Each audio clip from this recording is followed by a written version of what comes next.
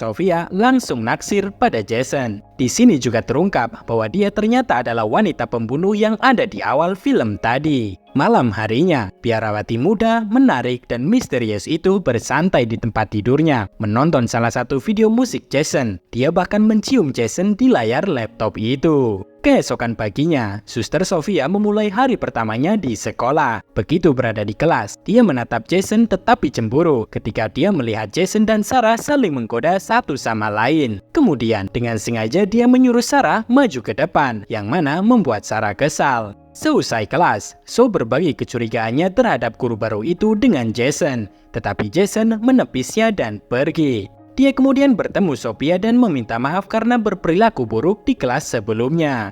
Tiba-tiba, biarawati itu bertanya apakah dia dan Sarah memiliki hubungan khusus, dan Jason pun menyangkalnya. Akan tetapi, tepat keesokan harinya, Sophia memergoki keduanya sedang bermesraan. Dengan penuh amarah, dia menyuruh Jason untuk pergi dan mulai mengancam Sarah bahwa dia akan mengeluarkannya. Namun, Sarah mengingatkan Sophia bahwa dia tidak memiliki kuasa atas dirinya karena ayahnya adalah donatur tetap di sekolah ini. Sarah kemudian pergi dengan percaya diri, meninggalkan Sophia dengan geram dan kesal. Lu punya duit, lu punya kuasa. Seusai kelas, Sophia meminta Jason untuk tetap tinggal, yang sekali lagi menurut So sangat aneh. Begitu mereka berduaan, Sophia mengonfrontasi Jason tentang kejadian tempo hari, menanyakan mengapa dia berbohong tentang hubungannya dengan Sarah. Jason tetap bungkam, tetapi Sophia memintanya untuk menemuinya di kamarnya untuk membahas lebih lanjut masalah tersebut. Karena siswa tidak diperbolehkan berkeliaran di ruang guru, Jason awalnya ragu-ragu. Tetapi Sophia mengancam akan melaporkannya ke dewan sekolah jika dia tidak melakukan apa yang diminta. Jason tidak punya pilihan lain selain menurut dan hanya bisa pasrah tapi seneng dikit. Ketika Jason tiba di kamar Sophia dan hendak mengetuk pintu, dia dikejutkan saat secara tiba-tiba Sophia mulai membuka pakaian dalamnya untuk Jason. Jason sangat bingung melihat semua ini dan merasa tidak nyaman, membuatnya lalu pergi. Goblok! Film kemudian beralih di akhir pekan di mana para siswa sedang bersiap-siap untuk pulang. Sophia kembali cemburu saat dia kembali melihat Sarah dan Jason saling berpelukan. Namun di saat bersamaan, kepala sekolah menyelanya dan berbicara tentang beberapa tugas sekolah. Namun, Sophia memberitahu bahwa dia juga akan pergi pada akhir pekan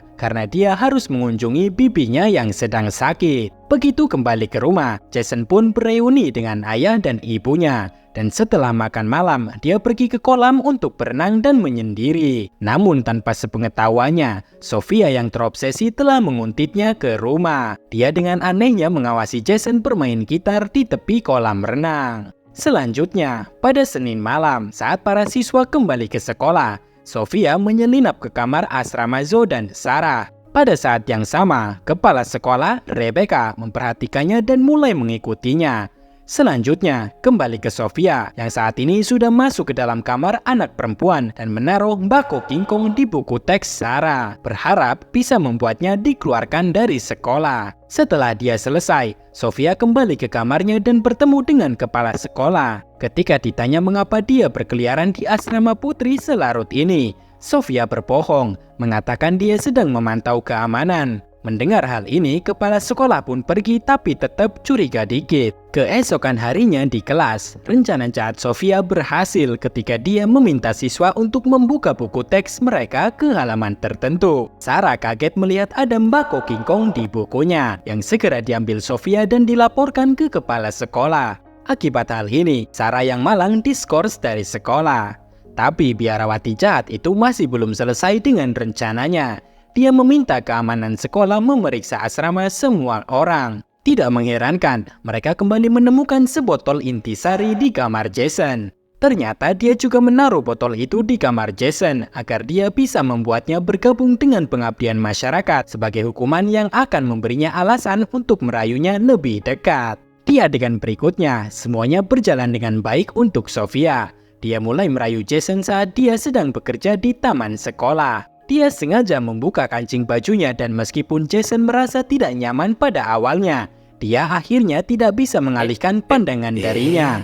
Dan pada malam hari, Sofia akhirnya berhasil mengajak Jason untuk leo-leo di kamarnya. Dia bahkan merekam aktivitas itu di ponselnya. Keesokan paginya, Zoe sedang mencari Jason di kamarnya, tapi dia terkejut saat melihat Sofia sedang berada di dalam kamar Jason. Ketika Zoe mengkonfrontasi Sofia, Sofia malah berbalik melawan dan berniat akan melaporkan Zoe ke dewan sekolah karena berada di asrama anak laki-laki. Zoe pun tidak takut dan menanyakan ke Jason apa yang sebenarnya sedang terjadi. Namun, Jason tidak mengungkapkan apapun, berpura-pura semuanya baik-baik saja. Sementara itu, Sofia mulai menganggap Zoe sebagai ancaman dan menyusun strategi untuk melawannya. Setelah kelas selesai, dia meminta Zoe untuk tinggal dan menunjukkan hasil ujian di mana dia gagal. Dan di sini, Sofia berpura-pura peduli pada Zoe dan memberikan kesempatan kedua padanya. Dia meminta Zoe untuk tinggal sepulang sekolah nanti demi mengikuti ujian ulang. Setelah itu, dia sengaja meninggalkan kunci jawaban di atas pintu.